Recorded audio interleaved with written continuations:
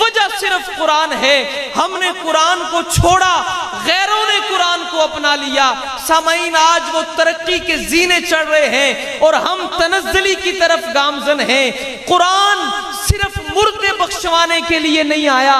آپ قرآن کی پہلی آیت کو پڑھیے جو قرآن پہلی وحی لے کر آتا ہے. تاجدار مدینہ غار حرا میں ہیں, جبریل پہلی وحی لاتے ہیں. جبریل آ کر کہتے ہیں اقرا بسم ربک الذی خلق خلق الانسان من علق. سامعین, یہ جو لفظ علق ہے یہ ساری کی ساری بایو ہے. اس کے اندر اللہ نے بایو کو بیان کر دیا. آج MBBS کی ڈگری لے کر خود کو ڈاکٹر سمجھنے والا یورپ کے علم پر اتراتا ہے. اسے یہ نہیں پتا کہ یورپ کا علم جہاں پہ ختم ہوتا ہے وہاں سے قرآن کے علم کا آغاز ہوتا ہے. امریکہ میں ایک MBBS ڈاکٹر, انہوں نے ایک ریسرچ کی کہ انسان ماں کے پیٹ میں کیسے بنتا ہے. ارباب عقل و دانش میرے سامنے بیٹھے ہیں, بڑی توجہ چاہوں گا. 21ویں صدی کی بات سنا رہا ہوں, ابھی کی. تو اس نے جب یہ تحقیق کی, جب یہ ریسرچ ڈاکٹر, انگریز ریسرچ سکالر, جب اس نے تحقیق کی کہ ماں کے پیٹ میں بچہ بنتا کیسے ہے, تو تحقیق کرنے کے بعد وہ محمد کا غلام بن گیا صلی اللہ علیہ وسلم. کیوں؟ اس نے تحقیق کی. تحقیق کرنے کے بعد اس نے قرآن کی ایک آیت کو پڑھا.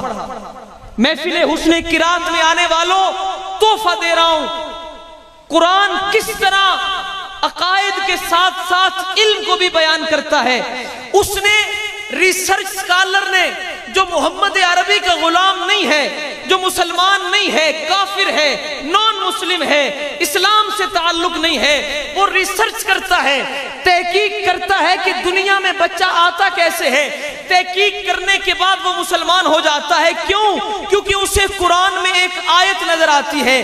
وہ آیت یہ ہے کہ ثم خلقنا النطفة علقة فخلقنا العلقة مضغة فخلقنا المضغة عظاما فكسونا العظام لحما ثم انشأناه خلقا آخر فتبارك الله احسن الخالقين.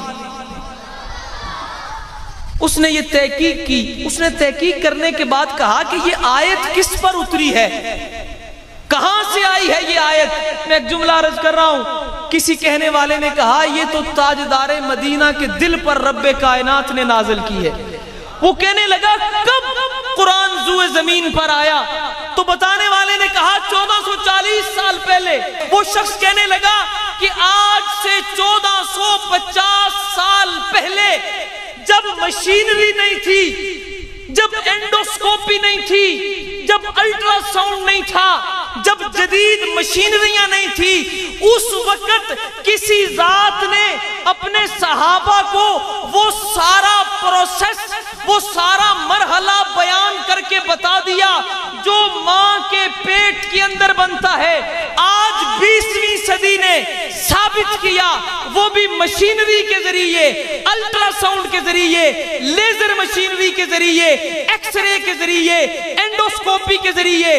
سائنس ثابت کرتی ہے کہ ماں کے پیٹ میں بچہ بنتا کیسے ہے. کیسے ممکن ہے کہ 1450 سال پہلے کسی ذات نے بتا دیا کہ ثم خلقنا النطفة علقة فخلقنا العلقة مضغة فخلقنا المضغة عظاما فكسونا العظام لحما ثم انشأناه خلقا آخر فتبارك الله احسن الخالقين. وہ کافر کہتا ہے کہ یہ بالکل وہی بات ہے جو آج سائنس نے ثابت کی ہے. تو 1450 سال پہلے یہ بات بیان کرنے والا شخص جھوٹا نہیں ہو سکتا, اللہ کا سچا نبی ہو سکتا ہے.